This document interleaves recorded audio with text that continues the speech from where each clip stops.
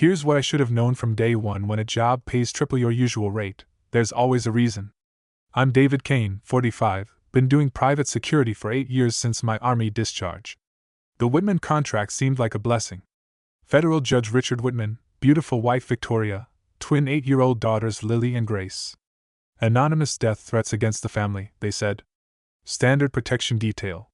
I remember walking into their Georgetown mansion that first morning, thinking I'd finally made it. Marble floors, crystal chandeliers, the smell of money everywhere. Victoria greeted me with this perfect smile, her hand lingering on my arm just a second too long. "Thank God you're here," she whispered, eyes glistening. "I'm so scared for my babies." The girls were pale, thin little things. Lily kept staring at me with these huge, dark eyes. Grace barely spoke. Victoria explained they'd been sick a lot lately, some mysterious condition the doctors couldn't quite pin down. Always in and out of hospitals. That should have been my first red flag. Instead, I felt protective, honored even. Here I was, trusted to guard a federal judge's family. A real family, not some paranoid CEO or spoiled celebrity. I thought I could finally do something that mattered. What a fucking fool I was. I still wake up some nights, hearing Lily's voice asking why no one would listen to her. Why no one would believe her when she said Mommy was making them sick. Those first 3 weeks felt like I'd landed in some perfect American dream. My routine was simple: drive the girls to their private school, escort Victoria to her charity lunches, sweep the house perimeter twice daily. Judge Whitman would nod approvingly when he saw me, this look of relief in his eyes like I was solving all his problems. Victoria was the ideal client. Always asking if I needed anything, bringing me coffee exactly how I liked it, remembering details about my ex-wife and army buddies I'd mentioned once. She had this way of making you feel important, like you were part of something bigger than yourself. The girls had their quirks, sure. Lily would barely touch her breakfast, just push it around her plate, while Victoria cooed over her. "She's always been picky," Victoria would explain, stroking Lily's hair. "The doctors say it's related to her condition." Grace was quieter, more withdrawn, but kids adjust differently to having security around. I told myself the frequent hospital visits were just precautionary. Rich families do that, they panic over every sniffle, every scraped knee. Hell, if I had their money, I'd probably do the same thing. Victoria was just being a protective mother. The house staff, Maria the housekeeper, James the groundskeeper, they seemed to like me well enough. No red flags there either. Everyone going about their business, keeping the Whitman family safe and comfortable. Looking back, I realize how carefully Victoria managed every interaction I had. She was always there when I talked to the girls, always had explanations ready. Always made me feel like I was exactly where I belong. That's how predators work, isn't it? They make you complicit before you even know there's a crime being committed. I found Lily collapsed on the bathroom floor upstairs, convulsing while Grace stood frozen in the doorway, tears streaming down her face. Victoria was kneeling beside Lily, but something felt off about her panic. Too controlled. Too practiced. "Call 911!" She screamed at me, but her voice had this strange edge to it. Not the raw terror you'd expect from a mother watching her child die. More like performance anxiety. In the ambulance, while paramedics worked on Lily, I caught Victoria checking her reflection in the window. Smoothing her hair. Adjusting her expression back to worried mother mode when she noticed me watching. At the hospital, the ER doctor pulled me aside. "Has the child been exposed to any cleaning chemicals? Plant fertilizers? Her symptoms suggest possible poisoning, but the mother insists there's nothing like that in the house." That's when it hit me. I'd done 3 security sweeps of that house every week. I knew every cabinet, every storage room, every fucking bottle under every sink. There were definitely cleaning supplies. Industrial strength stuff James used for the grounds. But Victoria had told the doctor there was nothing. A flat-out lie, delivered with those same perfectly concerned mother eyes she'd given me that first day. On the drive home, Grace whispered from the back seat. "Lily said her tummy juice tasted funny this morning." Just 5 words that turned my entire world upside down. I should have called someone right then. Should have trusted that little girl's instincts. Instead, I convinced myself I was imagining things. That grief and stress were making me paranoid. I spent the next week trying to convince myself I'd misread everything. Victoria was nothing but grateful when I visited Lily in the hospital. She held my hand, tears in her eyes, thanking me for getting there so fast. "You saved her life," she kept saying. The doctors had stabilized Lily, called it a severe allergic reaction to something unknown. When I mentioned Grace's comment about the juice tasting funny to Victoria, she just laughed it off. "Oh, David, you know how kids are. They say the strangest things when they're scared. Grace has such an imagination." Her explanation sounded so reasonable, so maternal. Judge Whitman pulled me aside that Friday. "Victoria told me about your concerns," he said, his voice carrying that authoritative weight that comes with the federal bench. "I appreciate your vigilance, but you're seeing threats where none exist. My wife is devoted to those children. Sometimes stress makes us paranoid. Even my own company started questioning me. When I called my supervisor to report possible domestic issues, he reminded me that the Whitmans were paying premium rates and had specifically requested me. "Don't fuck this up, Kane," he said. "These people have connections. They could make or break our entire operation."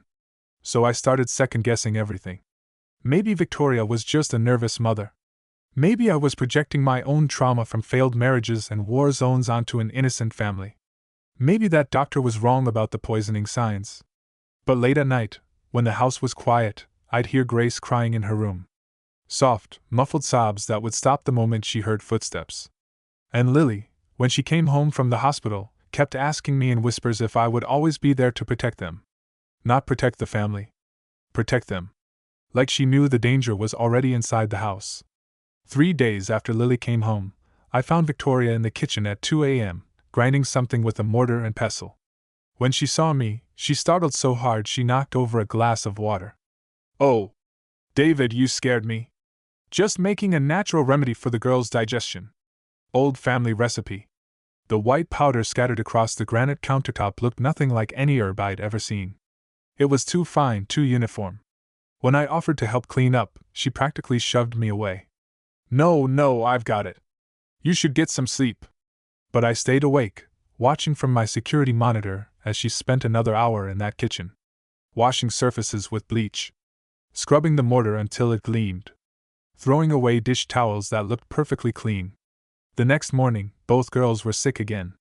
Not the dramatic collapse this time, just low-grade fevers, stomach cramps, that hollow-eyed exhaustion that comes with chronic illness. Victoria was all-concerned mother again, taking temperatures, calling doctors, scheduling appointments. I started paying closer attention to meal times. Victoria always prepared the girls' drinks herself, shooing away Maria the housekeeper. "I like to make sure they get exactly what they need," she'd say with that perfect smile. The girls would drink obediently, but I noticed they never seemed to enjoy anything anymore. Grace stopped talking to me entirely. When I tried to engage her, she'd glance toward her mother with these quick, terrified looks. Like she was calculating whether speaking to me would get her in trouble later. The most damning evidence came from an unexpected source. James, the groundskeeper, mentioned that several bottles of plant fertilizer had gone missing from his shed. "Strangest thing," he said. "Who the hell steals fertilizer? It's not like you can get high off the stuff. But you could poison someone with it. Slowly, carefully, in doses small enough to mimic chronic illness." The turning point came on a Saturday morning when Victoria asked me to drive her to the pharmacy while the girls stayed home with Maria. "Just picking up their vitamins," she said, but something felt rehearsed about the request. Like she was testing me. I followed her inside, staying a few steps back like always. She went straight to the pharmacy counter, chatting warmly with the pharmacist about the girls' special nutritional needs. But while they talked, I wandered the aisles and found what I was really looking for. There, on the shelf with baby supplies, was a small bottle of Ipecac syrup.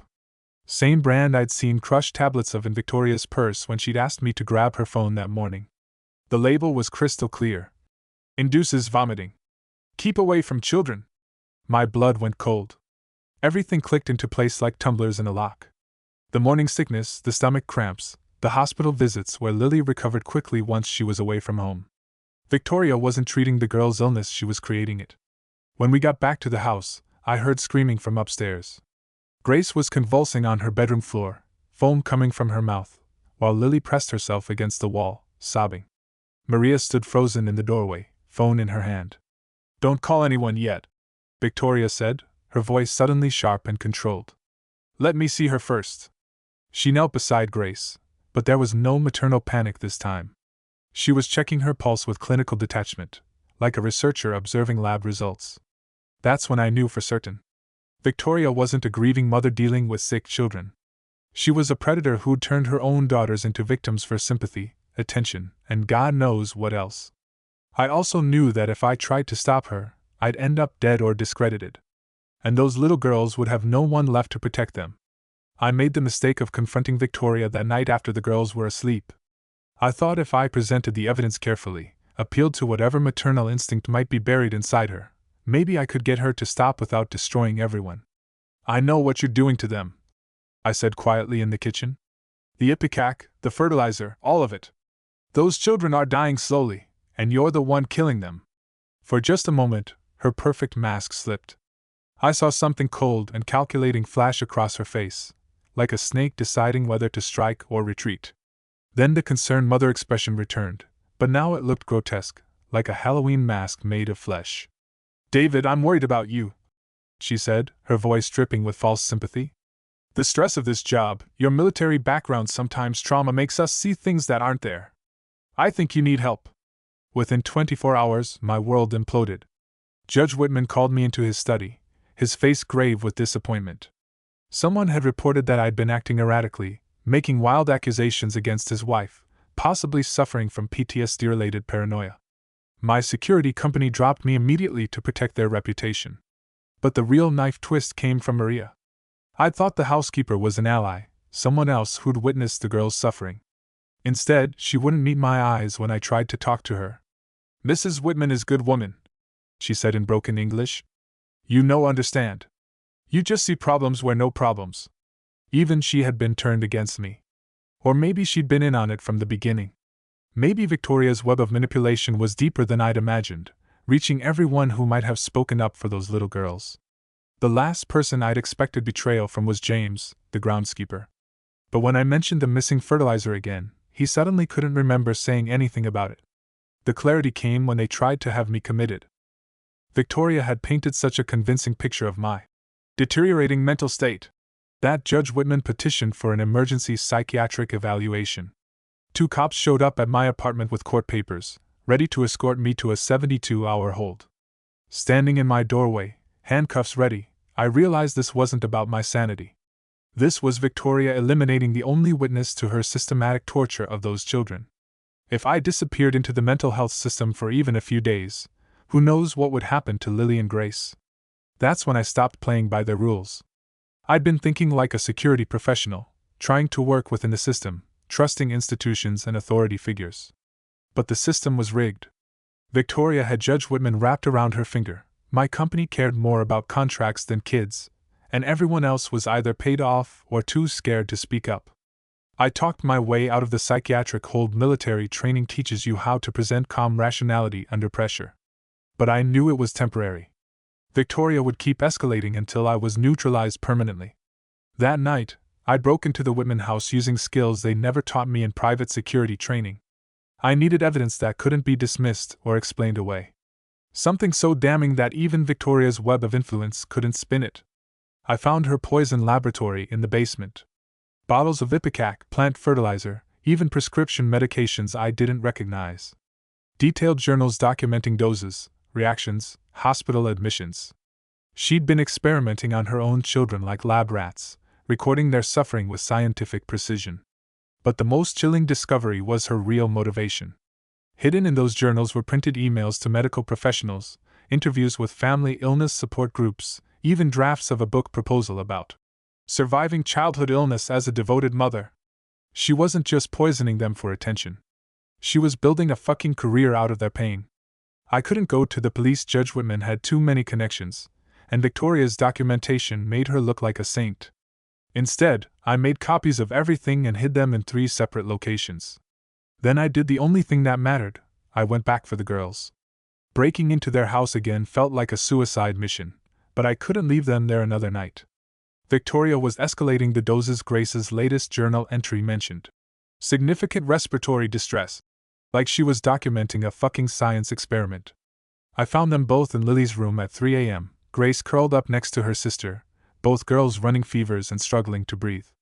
When Lily saw me, she didn't seem surprised. Just whispered, "Are you taking us somewhere safe?"